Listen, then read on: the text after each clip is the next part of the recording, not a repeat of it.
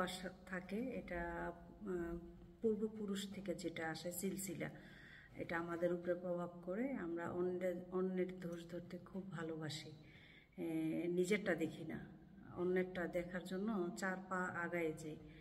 কিন্তু ভালো যখন আপনি বিপদে থাকবেন তখন সেই লোকগুলো খুঁজে পাবেন না।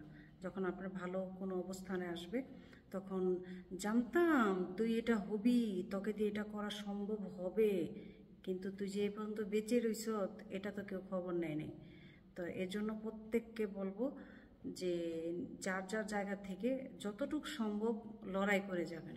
লড়াই করলে অবশ্যই সাকসেস আসবেই, একদিন না একদিন দিবেই, আল্লাহ তাআলা তাকে সাহায্য করবেই। তো কিছু কিছু আত্মীয় স্বজনের কারণে মন খারাপ করবেন না। যখন মনে করবেন আপনাকে বেশি কিছু বলতেছে, ব্যাড সাউন্ডগুলো করতেছে, মনে করবেন আপনার যোগ্যতা তার চাইতে অনেক বেশি, তখন বুঝে নেবেন যে আপনার যোগ্যতা তার চাইতে অনেক বেশি, নাহলে কেন জেলাস করবে? দুনিয়াতে তো আরও লোক আছে, আরও আত্মীয় স্বজন আছে, আপনাকে কেন বেছে নিছে? তো তারা বুঝে ফেলছে যে আপনি সবার থেকে স্পেশাল।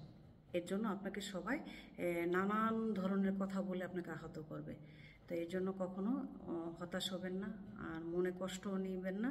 মনের জোর নিয়ে বলবেন যে আপনার সাথে তো আল্লাহ তাআলা আছে একজন সাহায্যকারী, সে অবশ্যই আপনাকে সাহায্য করবে।